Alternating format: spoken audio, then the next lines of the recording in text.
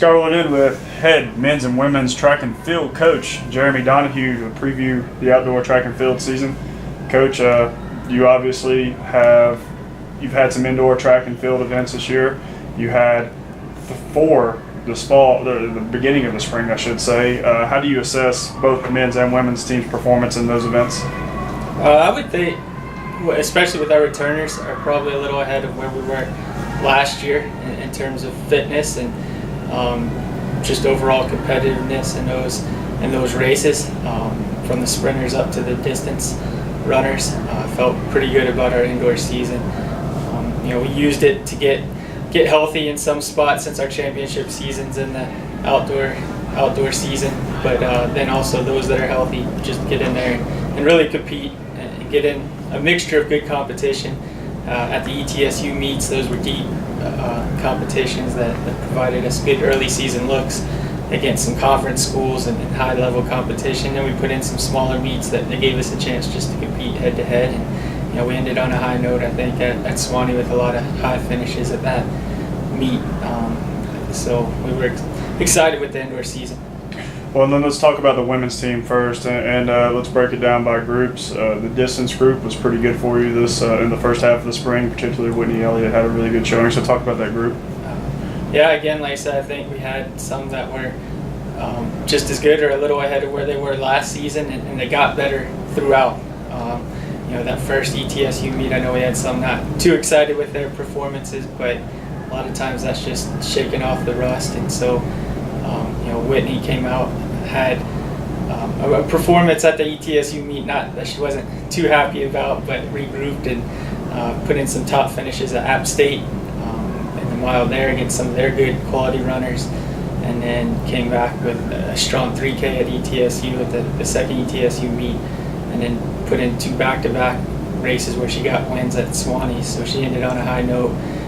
And then with Tia Belter, she got better throughout the season, and it's just looking as good as she's ever looked right now in terms of her overall fitness and excitement about this outdoor season. So really excited to see where she's at.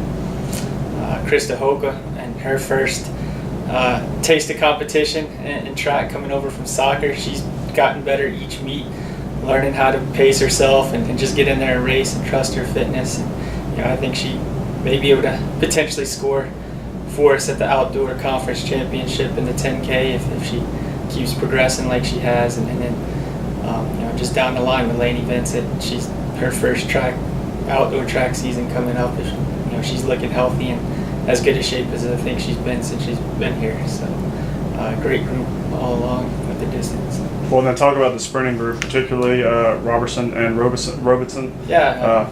Those are two pretty good runners so far. They made some pretty good showings in the early spring. Yeah, I think they got a wake-up call the first couple races at the college level and some deep races. The same thing, they've been coming along each and every meet. Karen, putting her in the 400, testing her at the 400 distance. It's not something I think coming in initially she felt like it was going to be her event, but just really looking at how she runs and the strengths of her, I think this is going to be a good event for her, and she gains confidence in it. I'm excited to see what she does in the outdoor season. And then Ty Roberson, she's getting better each meet out, getting a little bit more confident in the starts, and I think the outdoor season is going to play well for her now that she's looking good over the last couple weeks of training as well. So we're glad to get the sprints group. This is the first women's sprinters that we've had here at LMU, so we're excited to see what they do this season. Well, now let's go over to the men's side, and we'll start with the same group. The distance group had also had a really nice showing in the early spring, particularly Ryan Mecca, the guy that your front runner in the cross country team. Talk about that group. Yeah. Again with Ryan, we used it for him working on distances that aren't necessarily his favorite in the indoor season, moving him down to the mile and 3K distances, which isn't necessarily his strength, but felt like he needed to work on that. He ran some really good races at those distances and was really competitive in every one of them, which is a big thing I like to see from him is staying in races that aren't necessarily going well all the time for him. And I think he did a good job of doing that, focusing more on his strengths the last few weeks, and he's coming around and excited to see the outdoor. George Hernandez, he was a real exciting piece this indoor season as a freshman. He's been real competitive in his meets, his races that he's had, and looks like he's taken a step just from the fall. He was a real good runner in the fall for us, a key contributor in cross, and I think he's only gotten better now as we've shifted our attention to the track side.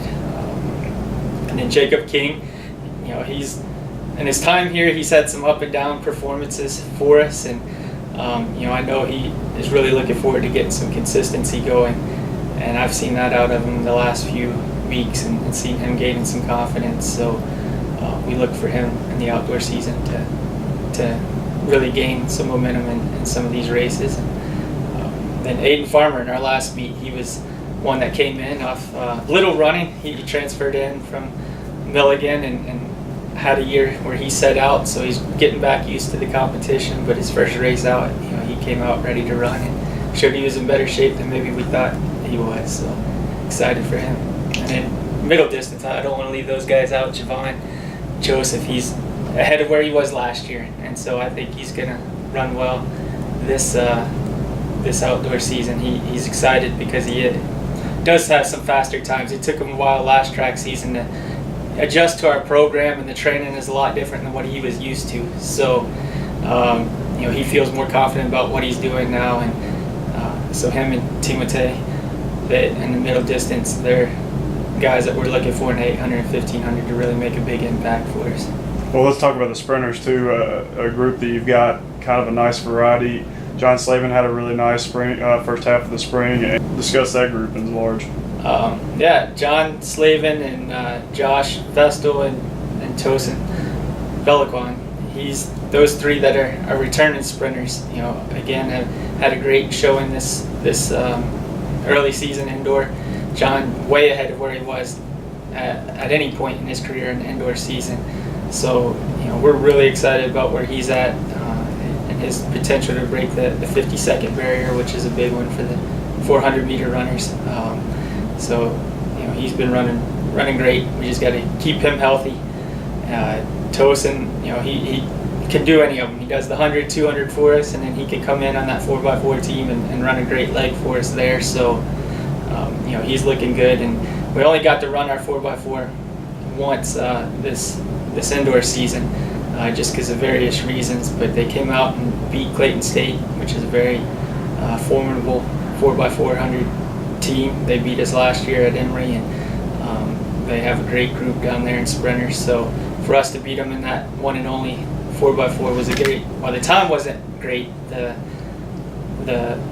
head-to-head being able to beat them showed that we have a great team, with Satchel Horton being a new addition to that group as well. And so we're excited about where the sprinters are at and adding a couple new ones in here this year. When you've had almost a month off since ending the outdoor season, or the indoor season, at the Swanee Invitational, so now you get ready for the Emory Invitational. How's the training gone? How are you feeling going into the season for both sides? It's been, like you said, a month since we raced. So, for some, I think that's a long time. They're itching to get back out there and compete against some other people and get in that atmosphere, that adrenaline going that you get in a race. And so we're excited about this competition being a very deep, going to be a lot of strong Peach Belt conference schools over there. So this gives us the biggest feel of a conference championship before we head in a month from now into the conference championship. So this is a big weekend for us. We got in some great training. The indoor season, like I said, let us know where strengths and weaknesses where our runners were at. So we were able over the last 4 weeks to make some adjustments if we felt like somebody was a little behind in an area. We were able to work on that and gave us some great downtime from the coach's perspective to work on some things that will have us better prepared to be successful outdoors. So, just as long as they didn't lose too much of that edge heading into the first competition, I expect some great performances this weekend. Well, then what is kind of the goal? This is obviously the second year of the program, still building a blossoming program, heading into the South Atlantic Conference Championship on April 15th and the events leading up to that, obviously. big thing now is outside of the hurdle events, we'll have somebody in every track event. So a little bit of progress from where we were last year, adding to it on that side. We want to get our first conference champion.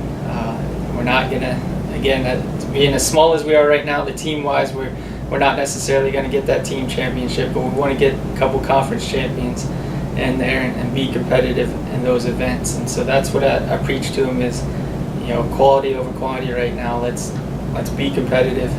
Let's try and get that championship and put as many people on that all-conference team as we can.